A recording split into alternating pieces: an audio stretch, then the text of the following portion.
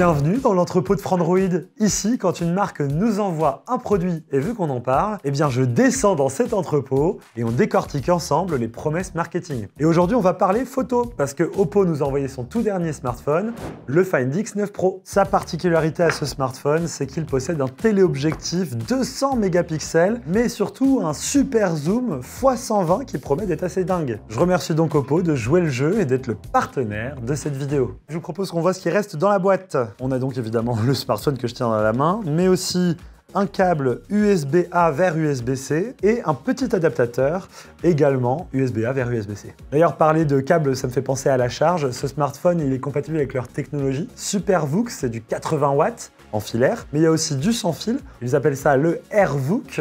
Et là, on monte à 50 watts. Alors, il faudra disposer du bloc de charge ou du chargeur sans fil dédié. Ils ne sont pas fournis dans la boîte en l'occurrence. Alors, chose que j'aime bien faire, c'est d'aller sur la page présentation du produit. Il y a beaucoup d'informations. Je vais essayer d'aller à l'essentiel. Alors déjà, en parlant de design, je remarque qu'ils annoncent un smartphone avec des bords très fins et un écran qui occupe quasiment toute la partie avant du smartphone. Oppo a aussi implémenté de nouveaux boutons. Je vois qu'il y a le bouton dédié pour lancer l'appareil photo en 2 clics, mais également un autre bouton qui se trouve juste ici, personnalisable, qui s'appelle le Snap Key, qui va permettre de paramétrer n'importe quel raccourci, mais également ce qu'ils appellent l'espace mental. Et vous inquiétez pas, je reviendrai dessus plus tard. Ensuite, on passe à l'écran avec un écran OLED de 6,78 pouces, compatible 120 Hz, mais surtout avec une belle luminosité en pic, 3600 nits. Ensuite, il y a toutes les caractéristiques un peu plus classiques qu'on peut trouver sur les smartphones, notamment l'interface ColorOS 16. Pas mal de nouveautés côté IA, avec notamment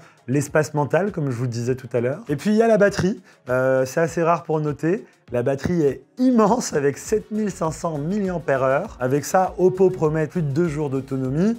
J'ai envie de les croire. Il faut savoir qu'un smartphone haut de gamme classique de cette taille-là tourne souvent autour des 5000 mAh, pas des 7500. Et puis j'arrive sur le gros morceau, la partie appareil photo. On a un appareil photo principal de 50 mégapixels, le téléobjectif 200 mégapixels fait en partenariat avec Hasselblad, un objectif ultra grand angle de 50 mégapixels et un petit capteur qui est une caméra en réalité, TrueColor, qui est censé conserver la continuité des couleurs, quel que soit l'environnement dans lequel vous prenez des photos.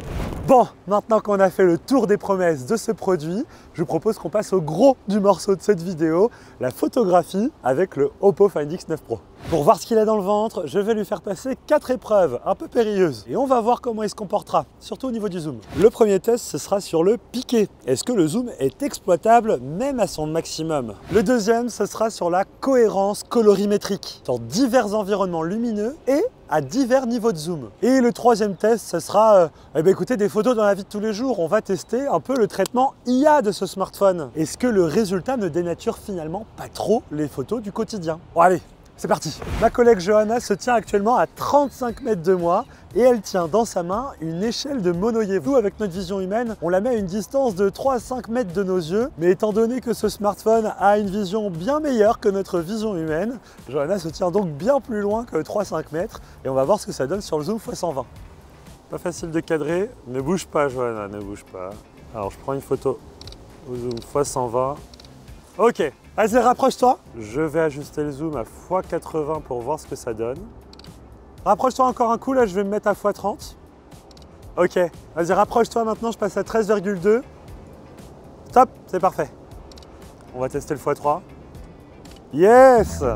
Alors, regardons ce que valent ces photos.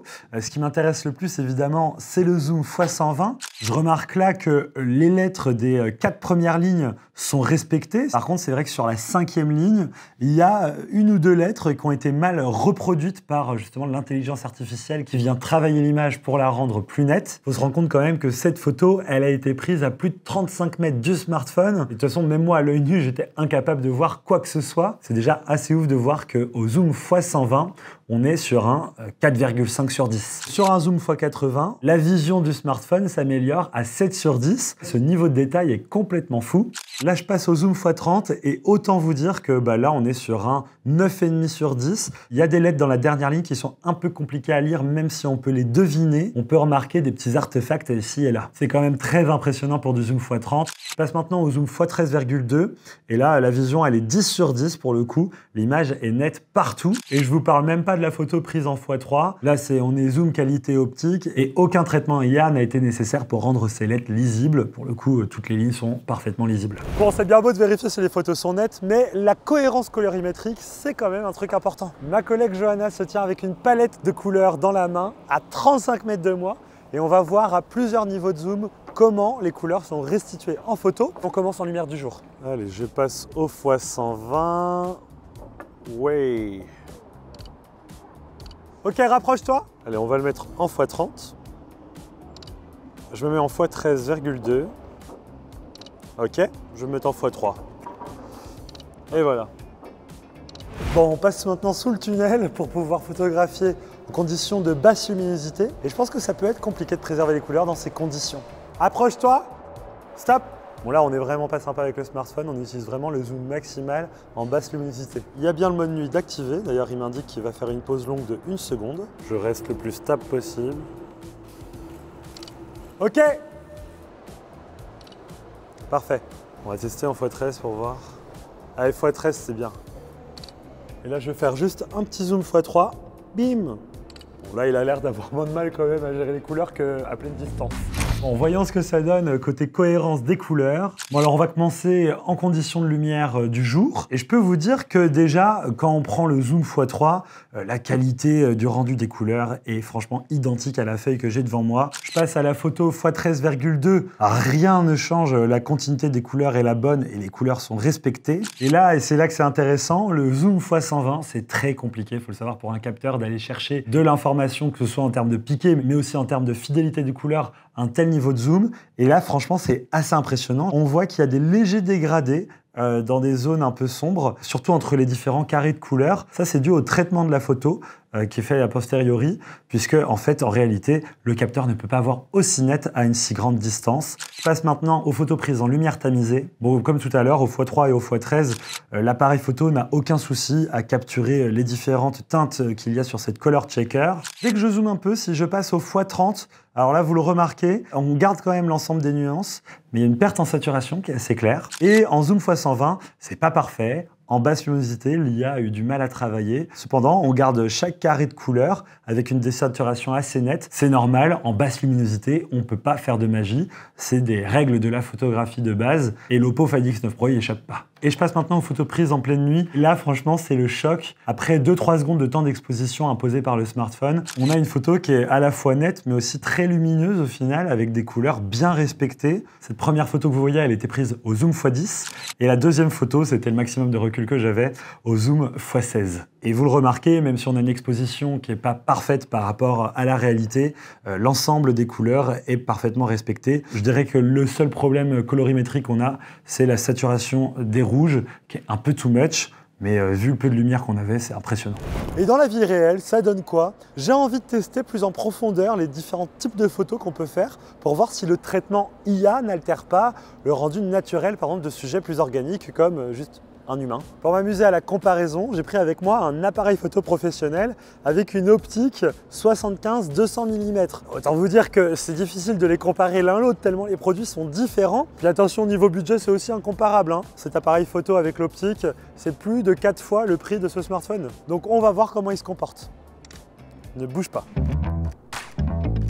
Voilà le mode portrait côte à côte. Je vous mets pas le nom des deux produits. Je vous laisse essayer de deviner laquelle vient de quel produit. Je suis assez bluffé en tout cas de la ressemblance entre ces deux photos. Je vous propose même de faire un petit zoom sur le visage et surtout les petits cheveux pour voir un peu le détourage par rapport à l'arrière-plan. C'est souvent ce qui donne le plus d'indices pour savoir quelle est les photos prises par un smartphone ou un boîtier. Allez, je vous révèle. Et ouais, vous vous êtes peut-être trompé ou pas, l'Oppo Find X9 Pro fait un travail assez fou. Voici maintenant une autre photo qui a été prise cette fois-ci sans le mode portrait sur le smartphone. Ce qui est certain, c'est que là, au premier abord, les résultats sont vraiment bluffants. D'ailleurs, en parlant de photos, Oppo m'a fourni ce téléobjectif qu'on va venir clipser sur la coque qui est vendue avec. Il faut savoir que ce téléobjectif, il sera même pas disponible en France, mais j'étais très curieux de le tester. Ça revient à avoir un objectif 230 mm, et donc on peut prendre des photos qualité optique assez impressionnantes sans avoir à activer un mode portrait numérique. L'image est nette, et pourtant je me portais très loin de mon sujet. Bref, même si ce petit objectif en option n'est pas disponible en France, c'est pas bien grave puisque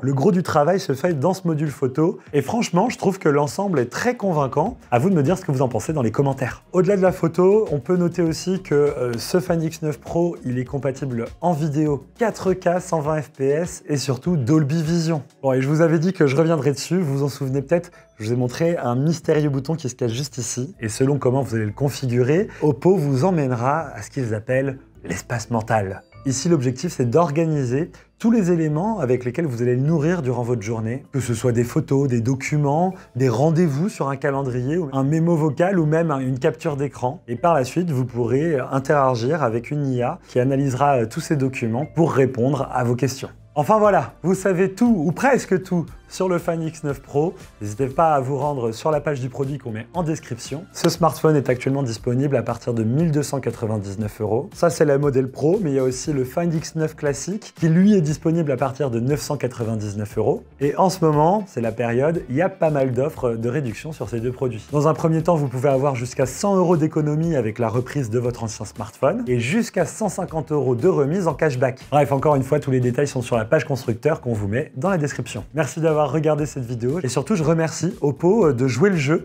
de nous envoyer le smartphone et d'être le partenaire, de nous soutenir sur cette chaîne YouTube. Abonnez-vous, laissez-nous un commentaire. Sur ce, je vous laisse. Vive la technologie, vive les smartphones et vive la photo. Ciao!